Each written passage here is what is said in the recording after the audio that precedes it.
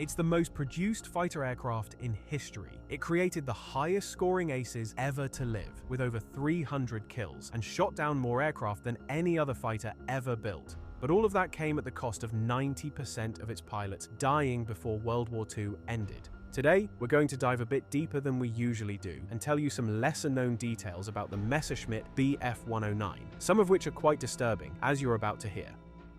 Okay, so let's start with the time when the Bf-109 was arguably the best fighter in the world, and we'll go from there to how in just a few short years it became almost obsolete. In the years after World War I, the German military, as you probably heard, was under the restrictions of the Treaty of Versailles. What this basically meant, among many other things, is that they were limited to just 100,000 men and banned from developing any modern weapons, and under those banned categories was aviation. The treaty banned the production and importation of military aircraft, engines and parts, and all existing military aircraft had to be surrendered and destroyed. However, Germany kept its aviation industry alive by operating on paper as civil aviation, while in practice they were preparing the most modern technology for the new war. The national airline Lufthansa operated aircraft that were deliberately similar to military models and trained pilots who could easily be converted to military use when the time came.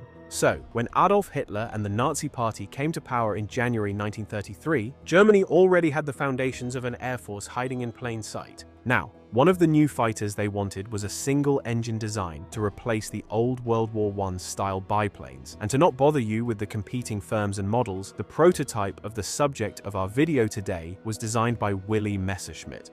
What they wanted to do was create the smallest possible airframe that could be wrapped around the most powerful available engine, while still carrying useful armament. The result was a compact, sleek, low-wing monoplane that looked like nothing else in the world at that time.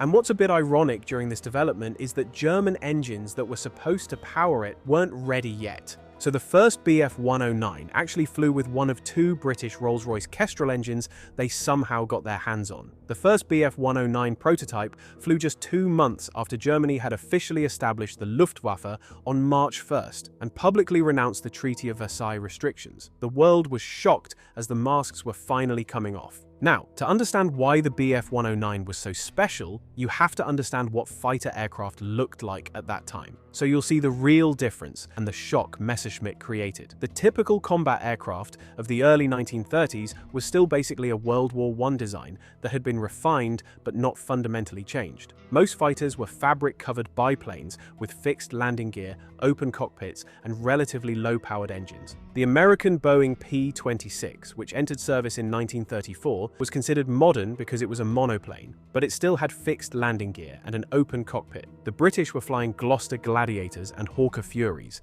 both biplanes. The Bf-109 was something entirely different. It was an all-metal monocoque construction, meaning the aircraft's skin carried the structural loads rather than an internal framework covered in fabric. It had a fully enclosed cockpit with a canopy, retractable landing gear, and it was powered by a liquid-cooled inverted V12 engine. It also had automatic leading-edge slats on the wings that improved handling at low speeds and allowed for shorter takeoffs. Another feature was the slightly reclined seating position, which may have allowed pilots to sustain more G-forces during intense maneuvers, because blood couldn't rush away from the head as easily. All of these features together made it one of the first truly modern fighters in the world. As for the initial armament, which by the way would drastically evolve as you're about to see, it started with two 7.9 2mm machine guns mounted above the engine, firing through the propeller arc.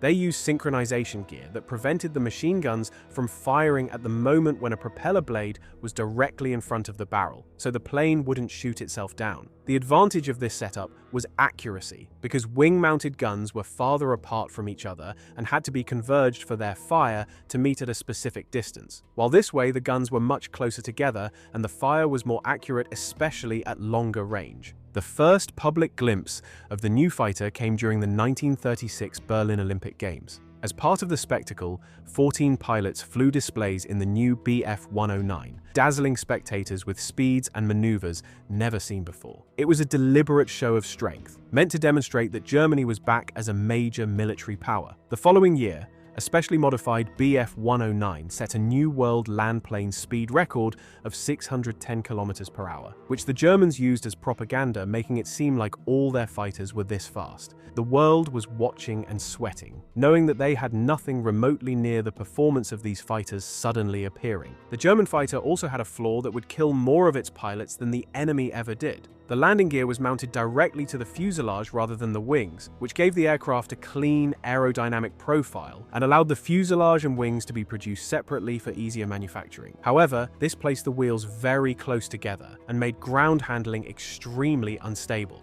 During takeoff, if pilots didn't pay close attention to the acceleration as the tail lifted and the propeller began to turn, the aircraft could easily veer to the left. And once that happened, there was nothing you could do. It was a major problem that happened quite frequently, and roughly 1,700 aircraft were lost to undercarriage accidents during the war. An estimated 10% of all Bf-109s ever built were destroyed during takeoff and landing. During training alone, around 1,700 Luftwaffe pilots were killed in non-combat accidents. This deadly flaw would never be fully resolved throughout the aircraft's entire service life. The Bf-109 made its combat debut in early 1937, with the B variant arriving in Spain, where the Germans used the Spanish Civil War as a testing ground for their new weapons, and the Bf-109 was of course one of them. It proved vastly superior to the Soviet-supplied fighters opposing it, which were considered capable fighters at the time. By the time the Spanish Civil War ended in April 1939, the Bf-109 had established itself as the best fighter in the world. German pilots had gained invaluable combat experience, and the aircraft itself had been continuously improved based on lessons learned. The first production B variants gave way to the C and D models, and by December 1938 the first E models arrived, powered by the much more powerful Daimler-Benz engine, producing about 1,000 horsepower. Meanwhile, the rest of the world was only beginning to catch up. The British Hawker Hurricane made its first flight in 1935, and the Supermarine Spitfire flew for the first time in 1936, but neither entered squadron service until 1938. The French were still flying older designs, and the Americans were years behind, with their first modern monoplane fighters not entering service until the very end of the decade. When Germany invaded Poland on September 1, 1939, triggering the Second World War, the Luftwaffe had about 1,000 Bf-109s in service, with around 850 of them being the latest E model. Poland fell in a month. Then the pattern repeated when France was invaded, where the Bf-109 simply outclassed everything it encountered in the air. In May 1940, they encountered the British Spitfire for the first time, finally having an opponent that could test them on somewhat equal terms. Pilots of both sides quickly learned that at this moment, almost everything came down to who was sitting at the stick, as these two fighters were pretty close in performance. In aerial combat, the Spitfire could outturn and outmaneuver the 109, but the German fighter could outclimb and outdive its British opponent. The 109 also had a significant advantage over British fighters when it came to the engine. Instead of a float carburetor, the Daimler-Benz used a fuel injection system. This allowed pilots to perform negative G maneuvers without the fuel being cut off, something that early British fighters couldn't do. When a Spitfire pilot pushed into a dive, the carburetor would flood and the engine would stall momentarily. German pilots learned to exploit this, diving away during dogfights knowing their opponents couldn't immediately follow. Okay, so now Western Europe was under firm occupation by Nazi Germany, and everything was being prepared for what would become known as the Battle of Britain, with more than 2,500 German aircraft ready to attack from bases in France and the Low Countries. On the Bf-109, armor plating was added to protect the pilot, and provision was made for drop tanks to extend range as they now needed to fly from bases in France, cross over the English Channel, and then escort Luftwaffe bombers over land while engaging in fierce dogfights with British fighters that were defending their homeland. And this is where the 109 encountered its first significant problems in its combat career, and where enemy fighters had a real advantage over it. The first thing was that the fighter was designed as a short-range interceptor, not a long-range escort. It had a restricted range of just 400 miles. When escorting bombers from French airfields, pilots had fuel for only about 15 minutes of actual combat over England before they had to turn back. Any longer or any damage, and they wouldn't make it home. Time and again, 109 pilots had to break off engagements or leave bombers exposed so they could make it back to France. Many didn't make it. Dozens of pilots were lost crashing into the English Channel because they ran out of fuel. The British also had radar, which could detect incoming German raids over 100 miles away and give fighter command time to scramble interceptors. The 109 pilots crossing the channel with barely enough fuel would find Spitfires and Hurricanes waiting for them with full tanks and quite a motivation. And that's not even mentioning the anti-aircraft fire from the ground. By the time the battle concluded in late October, Germany had lost over 1,700 aircraft, including about 600 Bf-109s. Now perhaps we need to explain to you what it actually meant to fly this type of fighter at the time. You see, unlike the Focke-Wulf 190 or American Thunderbolt that were about to come with air-cooled radial engines, early fighters like the 109 or British Spitfire had water-cooled inline engines. Pretty much the same thing you'd have in your car. And while comparing it to a car, it had about the same armor as Toyota Yaris. Besides some bullet-resistant glass and plating to stop some of the bullets and shrapnel from hitting the pilot, most of the aircraft was as soft-skinned as an automobile, and a single bullet hitting an oil or fuel or coolant line or piercing the engine block or radiator could doom the fighter. The engine would either overheat or go out, and you'd be gliding toward the ground or water looking for a place to crash land or attempt to bail out if you had enough altitude. Those air-cooled fighters we mentioned were much harder to kill like this, because their engines didn't rely on coolant fluid and were much more robust, could still work with several cylinders shot out and bring you back to base. Now you see that speed and maneuverability were the only forms of protection these pilots could get. The 109's cockpit was also described by Allied pilots as unquestionably too cramped for any comfort. It was narrow, the seating was extremely tiring, and visibility was far from ideal, as every form of comfort was sacrificed to create as small and sleek a fighter as possible. The following spring, after the Battle of Britain, brought a strange episode. A few years earlier, Germany had sold roughly 70 Bf-109 fighters to Yugoslavia. When Hitler invaded in April 1941, the Yugoslavs had to defend themselves with the very aircraft they had purchased. During the 11-day battle, there were multiple clashes where Bf-109s of the Luftwaffe fought Bf-109s of Yugoslavia. On the first day, Yugoslav fighters claimed 7 German 109s while losing 5 of their own. One problem was that Yugoslav anti-aircraft gunners had no way to identify their own aircraft from the ground, and on multiple occasions they accidentally fired at their own planes. As the war spread to North Africa and the Middle East, the 109 was adapted with sand filters over the engine air intake to cope with dusty conditions. This tropicalized version performed well in the desert but faced its own challenges from heat and harsh terrain.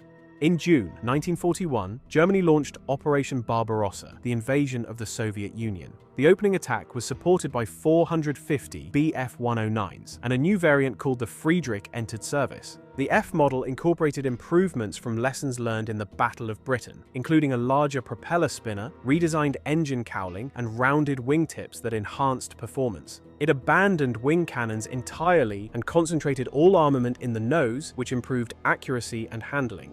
To many experienced Luftwaffe pilots, the F model was the finest 109 variant ever built. You had your 2 synchronized machine guns mounted above the engine, firing through the propeller arc, and then a single cannon firing through the hollow propeller hub, which the Germans called the motor cannony arrangement. The 20mm mine shell, or Minengeschoss, was particularly devastating because it used a drawn steel construction rather than casting, allowing for very thin walls and a much larger explosive filling. Many experienced German aces actually loved the F model precisely because of this concentrated nose armament. The results on the Eastern Front were staggering. German pilots claimed more than 4,000 Russian aircraft for the loss of only about 150 of their own. The Soviet Air Force was badly organized and flying outdated biplanes and early monoplanes, and German pilots achieved astonishing numbers of victories during this period. In May 1942, the Bf-109G, or Gustav, began replacing the F model. Powered by the Daimler-Benz engine producing nearly 1,500 horsepower, it was the most widely produced variant, with over 12,000 of this model alone built. It had even heavier armament now, with 13mm heavy machine guns and cannon combinations. But the variants experienced high failure rates due to substandard metallurgy in critical components like exhaust valves. This led to frequent breakdowns and contributed to pilot losses. Some early G models delivered to frontline squadrons caught fire when the nose-mounted oil tank began to leak over the hot engine. The quality of engines and oils was also degrading as Germany's industrial situation worsened. Hauptmann Hans-Joachim Marseille, The Luftwaffe's highest-scoring ace against Western Allied air forces with 158 confirmed victories actually died because of his 109G. He had even refused to transition from his older model until he was directly ordered, exactly because of this engine flaw. And what happened with his brand new 109 after he scored 7 victories with it was that all of a sudden his cockpit began filling with thick black smoke. He was trying to fly back to base with the help of his wingman, and after reaching friendly lines, he had to get out. And here is another problem with the 109, the bailout procedure. Unlike most fighters of the time that had sliding canopies, the 109s was hinged on the right side and swung open, so at any significant speed, the airflow made opening impossible. Pilots first needed to jettison the entire canopy using the emergency release, then roll inverted and drop out like that. But in that thick black smoke, Marseille didn't notice that his fighter went into a steep dive traveling at over 600 kilometers per hour. As he exited the cockpit, the slipstream pushed him backward, and he hit the vertical stabilizer with his chest. Either killed immediately or knocked out, he fell to the ground with his parachute never opening, as observed by his wingman. Then, there was a dark reason why German pilots achieved such enormous scores. Unlike Allied airmen, Luftwaffe pilots had no rotation system. From the very beginning, Germany faced a constant shortage of trained fighter pilots. Every available man had to be sent into combat. They flew until they died, were captured, or were too badly wounded to continue. Even being wounded didn't necessarily mean release from duty. As soon as a pilot was deemed recovered, he was sent back up. One German squadron lost more than 100% of its pilots, meaning the entire roster was killed, replaced, and the replacements were also killed. But then the job of Bf 109 pilots and their fighters changed completely in 1943, when American and British air forces together launched a bombing campaign to knock out German infrastructure and factories, with the biggest focus on everything that helped with the production of aircraft. The Luftwaffe itself was the main target. Now, if you watched our previous videos, you'd know how in the early phase of this campaign, the Allies sustained just horrible losses of their long-range bombers. This was because they had to attack targets deep in enemy territory, and bombers had much longer range than any fighter of the time. So they had to rely on their defensive machine guns and flying in combat box formation for mutual protection against German fighters. Well, that turned out not to work quite great for them. Allied fighters would escort bombers as long as their range allowed, then had to turn back to their bases in England. This is the moment German fighters waited for, and then scrambled to intercept and shoot down as many bombers as they could before they could hit their targets on the ground. And shooting down a bomber was much different than shooting down an enemy fighter. First, it was a much more dangerous target with all those machine gun positions and formation flying. Bombers like the B-17 Flying Fortress, despite heavy losses, had actually downed a significant number of German fighters, and German pilots knew how dangerous and difficult it was to shoot down a 4-engine heavy bomber. However, their tactics would evolve into something similar to what Japanese pilots did in the Pacific, as you're now about to hear. Besides purpose-built bomber interceptor fighters, Germans had to rely on their most numerous fighter, which was their Bf 109 workhorse. But its standard armament wasn't enough to reliably shoot down such a big target like a bomber, so they needed to upgun the 109 once again for this purpose. And this is where its end began. Because bombers could absorb tremendous damage and the Bf 109 had just limited ammo capacity, they began upgunning it far beyond what any fighter ever needed for dogfights with enemy fighters. At first, they added two 20mm and later even 30mm cannons in underwing gondolas with 135 rounds per gun. But this created significant additional drag and made the aircraft out of balance with a tendency to swing like a pendulum during flight. There were also experiments with 112-kilogram air-to-air rockets designed to be fired into bomber formations from a safe distance. This made them much better bomber killers. But then something happened that would mark the end of the Bf 109's glory days. The Allies solved the problem of their fighters' short range by developing reliable drop tank technology, which existed earlier in the war, but they hadn't yet found a way to use it effectively. However, it was then refined, and when it was paired with the P-51 Mustang fitted with the British Merlin engine that the Spitfires had, it was an instant match. The The Allies now had fighters that could escort bombers all the way to Berlin and back, with plenty of fuel for dogfights and to roam around German territory and harass any target of opportunity. This way, a huge number of Luftwaffe aircraft were destroyed while parked on the ground, and once the new fighters appeared in the airspace, which was considered by the Germans safe from enemy fighters, and overloaded 109s got swarmed by Mustangs that could jettison their tanks and restore full mobility for dogfights, the results were just catastrophic. To make matters only worse, besides flying in aging, poorly maintained aircraft due to shortages of everything from material to fuel, and then being overloaded with heavier weapons that destroyed their most important factor for dogfighting, German pilots, as we said, weren't rotated until killed or wounded.